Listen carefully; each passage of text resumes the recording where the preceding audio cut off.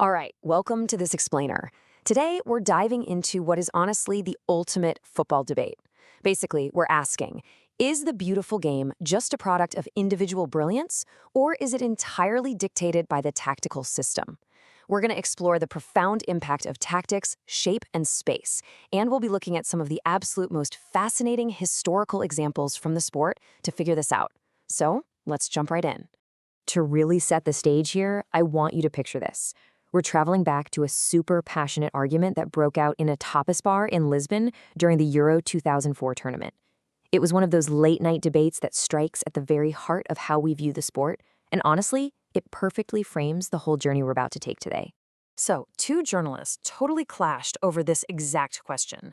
You've got this English journalist dismissively arguing, look, they're the same players. The formation isn't important. It's not even worth writing about. But then an Argentinian journalist passionately fires back, no way, the formation is the only thing that's important. And right there, that's the ultimate philosophical divide, isn't it?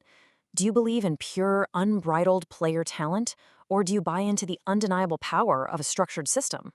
Well, as football historian Jonathan Wilson argues in his book Inverting the Pyramid, football actually isn't just about the players themselves. It's about shape, it's about space, and it's about the intelligent deployment of those players across the pitch. It's kind of like this living, breathing canvas where geometry literally meets athleticism. Okay, so to see exactly how spatial deployment dictates outcomes, we have to examine one of the most infamous defensive systems in the history of the sports. We're talking about Helenio Herrera's 1960s Internazionale. Herrera perfected a system called Catenaccio, which, by the way, literally translates to the door bolt. It was built on incredibly strict man marking. But the true innovation, the real game changer here, was this revolutionary new role called the libero, or the sweeper. This was a spare man positioned completely behind the main backline. His entire job? Clean up mistakes and instantly launch these devastating counterattacks. Now, you might be thinking this was just a team sitting deep and hoping for the best. Actually, scratch that. It was way more complex. It was this intricate, asymmetrical web. You had Armando Pecky sweeping up, but he also acted as an attacking orchestrator from deep. Then there's Giacinto Facchetti, a lightning-fast left fullback who would surprisingly bomb forward to attack. Jair da Costa covered the right flank as a tracking winger, while the brilliant Luis Suarez pulled all the strings in the middle. It was a perfectly calibrated machine.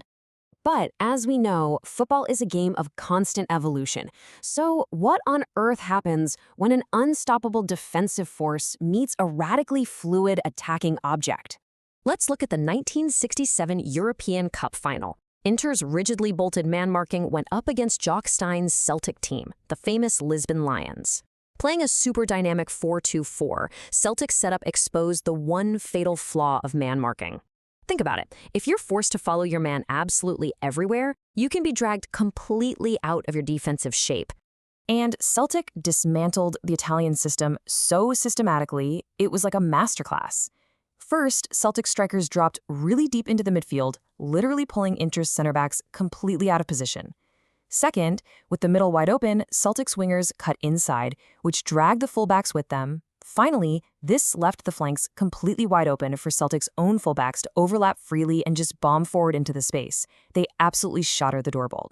The onslaught was so relentless, it led to one of my favorite anecdotes. Inter's captain, Armando Pecky, literally turned to his own goalkeeper during the match and said, "Giuliano, let it go. Just let it go. It's pointless. Sooner or later, they'll get the winner." He literally told his own keeper to throw in the towel. That definitively proved that superior spatial movement could break even the ultimate defense. Let's fast forward a bit. Almost 4 decades later, we're back at Euro 2004. Yep, the exact same tournament where our two journalists were arguing in that Lisbon bar.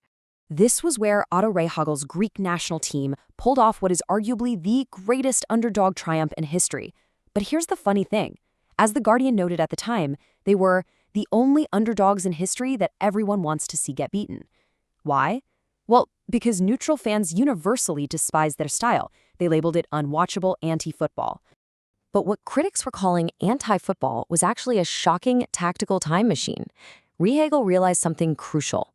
Modern 2000s teams were incredibly top-heavy, and more importantly, they only knew how to play against modern zonal marking. So what did he do? He literally brought back 1960s-style man marking to completely confuse and stifle his opponents. It was brilliant.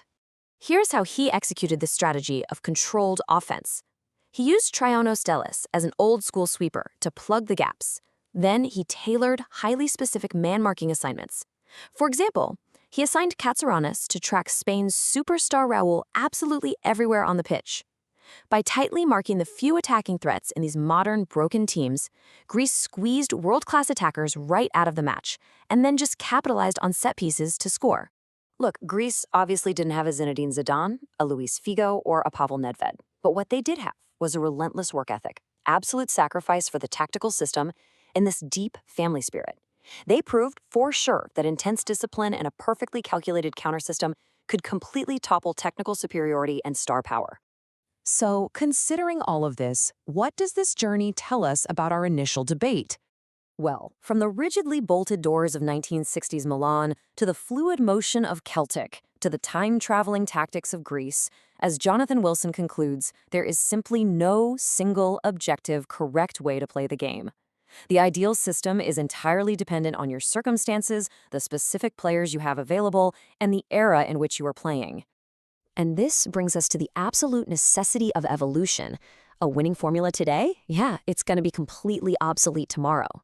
The greatest managers in history, think Sir Alex Ferguson or Valery Lobanovsky, they all share one defining trait. They have the absolute clarity to recognize when a winning tactical formula needs to be abandoned and replaced. Adapting to the opposition's shape isn't just a strategy, it's literally the only way to survive. Ultimately, the tactical system is the foundation upon which individual brilliance shines. Or, conversely, it's the cage in which it gets trapped. Which leaves us with a really fascinating final thought to ponder. As the tactical pendulum inevitably swings back and forth between rigid discipline and fluid expression, what is the next great football revolution going to look like? Will it be a defensive masterclass or an attacking explosion? Thanks for joining me on this explainer, and keep your eyes on the shape of the game.